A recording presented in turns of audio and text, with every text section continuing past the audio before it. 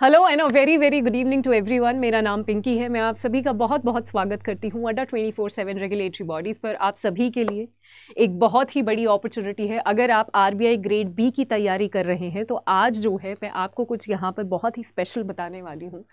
देखिए, I am sure आप में से सबका आरबीआई ग्रेड बी क्लियर करने का, क्रैक करने का, ऑफिसर बनने का सपना होगा, है ना। बहुत सारे लोग बहुत सालों से प्रिपेयर कर रहे होंगे और इस साल भी उनका ये सपना होगा कि फटाफट नोटिफिकेशन आ जाए और फटाफट जो है हम और बेटर तरीके से और अच्छे से अपनी तैयारी करना शुरू कर दें और हमारा एग्ज़ाम क्लियर हो जाए और हम अपना सिलेक्शन सिक्योर कर सकें, इंश्योर कर सकें, ठीक है। बट इन सब में जो आपको सबसे ज़्यादा ज़रूरत होती है वो ज़रूरत होती है एक सही गाइडेंस की। देखिए, दो कैटेगरी के स्टूडेंट्स होते हैं। एक वो जो पहले से प्रिपेयर कर रहे हैं, जिनको पता है सिलेबस क्या है, कैसा एग्जाम आता है, जिसने हो सकता है फेज़ 1 क्वालिफाई भी किया हो, फेज़ 2 में रह गए हों या इंटरव्यू में रह गए हों, जो भी अलग अलग कैटेगरी के स्टूडेंट्स होते हैं। कुछ ऐसे स्टूडेंट्स हैं, इनफैक्ट ज़्यादातर ऐसे बच्चे होते हैं जो बिगनर्स होते हैं, जो फ्रेशर्स होते हैं, जिनको नहीं पता कि मैम अगर शुरू करना है तो किस चीज़ से शुरू करें, है ना, क्या करना है, क्या सिलेबस है, कैसे पेपर आते हैं, है ना, क्या फेज़ 1 है, क्या फेज़ 2 है, कैसे इंटरव्यू में क्वेश्चंस पूछे जाते हैं, कैसे तैयारी करें, क्या सोर्सेज हैं, उनको कुछ भी नहीं पता होता है। वो फ्रेशर्स होते हैं, ठीक है। अब यहाँ पर रिस्पॉन्सिबिलिटी आती है हम लोगों की कि हम आपको गाइड करें। अगर आप आरबीआई ग्रेड बी में इस साल अपना सिलेक्शन लेना चाहते हैं, यानी जब भी नोटिफिकेशन रिलीज होगा, ठीक है, एक तो जब होगा वो हम आपको बताएंगे। मैं यहाँ पर कोई भी नोटिफिकेशन का क्लेम नहीं करने वाली हूँ, बट जब होगा हम आपको बताएंगे।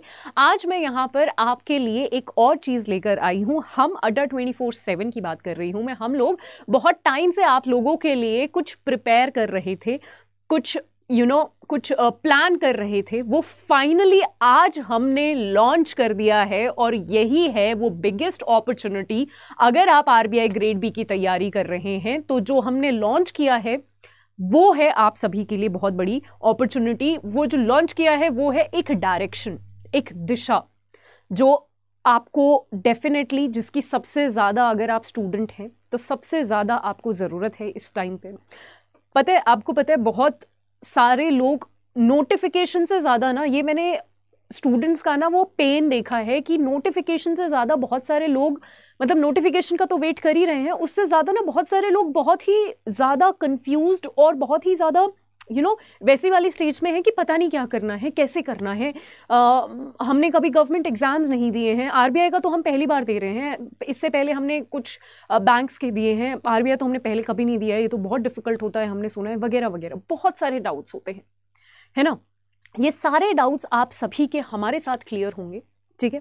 सो आप सभी को पता होगा, आपने मेरा फेस बहुत बार देखा होगा अड्डा 24/7 रेगुलेटरी बॉडीज पर। मैं आपको करंट अफेयर्स यहाँ पर पढ़ाती हूँ। करंट अफेयर्स का ये छोटा सा सिलेबस है, हालांकि मैंने छोटा सा बोला है, बट ये सबसे ज्यादा स्कोरिंग है। आप सभी को पता है जीए 80 नंबर का आता है। अगर आपका 200 नंबर का ओवरऑल फेज 1 है तो उसमें से सिर्फ और सिर्फ 80 नंबर का आपका एक सब्जेक्ट आता है। तो आप समझ सकते हैं कि वो कितना इंपॉर्टेंट है, ठीक है।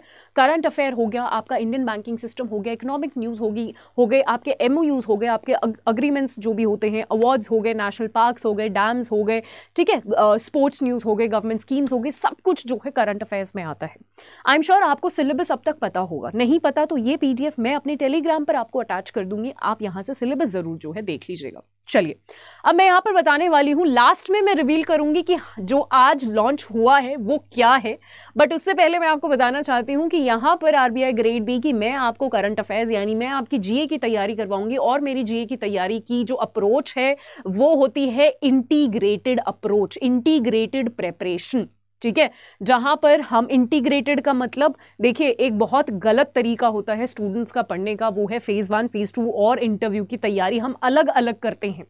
ऐसा नहीं करना है। जब आप फेज 1 की तैयारी कर रहे हैं, जब आप कोई भी टॉपिक को पढ़ रहे हैं, हमें उसको इस तरीके से पढ़ना चाहिए कि इसमें से फेज 1 में क्या आ सकता है, फेज 2 में क्या आ सकता है और इंटरव्यू में इस टॉपिक से क्या पूछा जा सकता है। हमें इस तरीके से जो है तैयारी करनी होती है। तो इंटीग्रेटेड अप्रोच जो है हमें वो अपनी रखनी होती है। हमें इंटीग्रेटेड अप्रोच से नहीं हटना। अगर आपने सिर्फ ये सोचा कि पहले फेज 1 का सोचता हूं, उसके बाद फेज 2 में देखूंगा, फेज 2 अगर क्लियर हुआ तो इंटरव्यू का देखूंगा, ये गलत अप्रोच है। इंटीग्रेटेड अप्रोच के लिए हम पूरी एक्सपर्ट टीम आप सभी के साथ हैं, जो पूरी सभी लोग, मैं सिर्फ अपने सब्जेक्ट की बात नहीं करी, सभी लोगों का यही अप्रोच है। इंटीग्रेटेड अप्रोच जो है वो हम लोग रखने वाले हैं इस पूरे प्रेपरेशन के दौरान। अब रोल आता है प्रीवियस ईयर क्वेश्चन पेपर्स का। जब भी आप तैयारी शुरू करते हो, सिलेबस और PYQs तो आपको आपके रटे हुए होने चाहिए। सिलेबस आपको जो है दीवार पर लगा होना चाहिए, आपका सिलेबस आपके सामने चिपका हुआ होना चाहिए उसका। आज ही अगर आपने प्रिंट आउट नहीं निकाला है RBI ग्रेड बी का, प्रिंट आउट निकलवा लीजिए सिलेबस का और अपने स्टडी टेबल के सामने उसको पेस्ट कर लीजिए। PYQs के भी अगर आप हार्ड कॉपी से पढ़ना पसंद करते हैं, PYQs की भी कॉपी निकलवा लीजिए, एक फाइल में उसको कंपाइल कर लीजिए और उसको जो है बार बार एक बार ही लग के बैठ के सारे PYQs का पैटर्न जरूर देखिए। यही सही तरीका होता है किसी भी एग्जाम की तैयारी शुरू करने का। ठीक है, मैं यहाँ पर अपने कोर्स में अगर मैं करंट अफेयर्स की बात करूँ, अगर मैं ओवरऑल हमारी टीम की भी बात करूँ, तो हम लोग भी आपको PYQs और मोस्ट एक्सपेक्टेड क्वेश्चंस भी करवाने वाले हैं। तो ये सारे जो क्वेश्चंस हैं उनकी भी तैयारी आपकी यहाँ पर होने वाली है। ठीक है, अगर मैं बात करूं कि कितने महीने के करंट अफेयर्स करवाओगे मैम आप, तो मैं आपको 6 महीने के करंट अफेयर्स यहां पर करवाने वाली हूं। उसमें से भी जो आपके एकदम लेटेस्ट वाले 3-4 महीने हैं, यानी अगर मान लो आपका अप्रैल में पेपर है तो आपका मार्च, फरवरी और जनवरी 3 महीने का जो है करंट अफेयर्स बहुत जरूरी होता है। मैं ये नहीं कह रही कि उससे 3 महीने से पहले का नहीं आता, बिल्कुल आता है। 6 महीने का भी आ सकता है, 7 महीने का भी आ सकता है, वो भी हम करेंगे। बट ज्यादातर क्वेश्चन थोड़े पास वाले, जो एकदम महीना होता है ना, जो हमारा एग्जाम का डेट होता है, उससे एकदम पास वाले महीने से ज्यादा क्वेश्चंस आते हैं। 6 महीने का हम पढ़ेंगे। मैं आपको रोज की PDF जो है अटैच करूंगी और उसके बाद कैसे याद रखना है करंट अफेयर्स। सारे बच्चों की एक ही दुविधा, एक ही टेंशन कि मैम करंट अफेयर्स पढ़ तो लिया बट भूल गए, सब कुछ याद ही नहीं है, क्या करें अब। तो उसके लिए सोल्यूशन है मेरा अगले स्लाइड में। सोल्यूशन है ये, सोल्यूशन ये है कि करंट अफेयर्स को याद रखने के लिए सबसे पहले आपको करंट अफेयर जो भी आप टॉपिक पढ़ रहे हो उसका कॉन्सेप्ट समझना पड़ेगा। अगर आपने उसकी पूरी कहानी समझ ली तो वो फैक्ट्स याद रखने में भी हेल्प करती हैं। ठीक है, ट्रस्ट मी। और अगर आपको विश्वास नहीं होता तो आप करंट अफेयर्स मुझसे पढ़कर देखिए, मैं आपको पूरी कहानी बताऊंगी और आपको अगर वो पूरी कहानी पता होगी तो आप चीजों को ना कनेक्ट कर पाएंगे। राइट, चलिए। और यहाँ पर मैं मैप्स की बात कर रही हूँ। मैं आपको विजुअलाइजेशन, मैप्स और चार्ट्स के माध्यम से भी यहाँ पर पढ़ाऊंगी। ठीक है, विजुअल्स के माध्यम से भी आपको मैं यहाँ पर पढ़ाऊंगी, क्योंकि हमारी साइकोलॉजी क्या करती है कि वो आपको शायद लिखा हुआ याद नहीं रहता, आपको जो है जो आप विजुअलाइज करते हो। जैसे शायद आपको ये वाली साइड याद नहीं रहेगी बट आपको ये वाली साइड याद रहेगी, है ना, ये करके जो यहाँ पर दिख रहा है, ये वाला साइड आपको ज्यादा देर तक याद रहेगा, ये कम याद रहेगा। यहीं से एग्जाम्पल आप ले लो कि जो आप विजुअलाइज करते हो, चाहे वो मैपिंग के थ्रू मैं आपको पढ़ाऊं, चार्ट्स दिखाऊं, मेरा मकसद रहेगा कि आपको जो मैं पढ़ा रही हूं वो याद रहे, क्योंकि अल्टीमेटली आपको एग्जाम में उसको प्रोड्यूस करना है। ठीक है, सिर्फ मुझसे पढ़ना नहीं है, उसको ज्यादा ज्यादा रिवाइज करना है और एग्जाम में सही क्वेश्चन टिक करके आने हैं। उसके बाद ट्रिक्स भी मैं यहाँ पर आपको कुछ बताने वाली हूँ जिससे आपको आसानी हो जाए। निमोनिक्स वगैरह हम कुछ डिस्कस करेंगे और उसके बाद रिविजन, वेरी वेरी इंपॉर्टेंट, सबसे इंपॉर्टेंट होता है जी रिविजन। हमेशा कहा जाता है कि आप कम सोर्सेज रखो, और ये सही बात भी है, कम सोर्सेज रखो, उसको ज्यादा बार रिवाइज करो। बेशक आप एक सोर्स रखो बट उसको 4, 5, 6 बार, जितनी बार जितना आपके पास टाइम है उसको रिवाइज करते रहो। और ये सब सब्जेक्ट के साथ है, आप कोई भी सब्जेक्ट पढ़ रहे हो, सोर्स कम रखो, रिवीजन ज्यादा करो, सोर्स कम रखो, रिवीजन ज्यादा रखो। ठीक है, सो रिवाइज आपको ज्यादा से ज्यादा करना है और उसके बाद टेस्ट की प्रैक्टिस करनी है। देखिए, टेस्ट हम इसलिए प्रैक्टिस नहीं करते क्योंकि टेस्ट में जो क्वेश्चंस पूछे जाते हैं वही पेपर में आएंगे, नहीं। मैं आपको एक सच्चाई बता रही हूँ, जो टेस्ट में पेपर्स पूछे जाते हैं वो एग्जाम में नहीं आते हैं कभी भी। अगर कोई हो जाए रिपीट तो ठीक है, एक आध, बट नहीं होते हैं जनरली। टेस्ट हम इसलिए प्रैक्टिस करते हैं, एक तो हमें टाइम मैनेजमेंट आ जाता है ना, कि जी हमें इतने सेकंड में क्वेश्चन प्रैक्टिस करना है ताकि हमारा पेपर ना छूटे। दूसरा, हमें थोड़ा सा पता चल जाता है कि हमारे स्ट्रेंथ और वीकनेसेस क्या हैं जिस पे हम काम कर सकते हैं और इंप्रूव कर सकते हैं। तीसरा, अगर आपका कोई टॉपिक गलत होता है ना, अगर आपका कोई आंसर गलत हो गया, वो आंसर ना आपको याद रहेगा हमेशा, है ना। हो सकता है उससे रिलेटेड आपसे कुछ पूछ लिया जाए तो और अगर आपका कोई सवाल गलत हुआ है, मान लो CRR पे या रेपो रेट पे कोई सवाल पूछा गया है, वो आपका गलत हो गया, तो आप क्या करोगे? रेपो रेट वाले नोट्स को फिर से देखोगे, रिवाइज करोगे।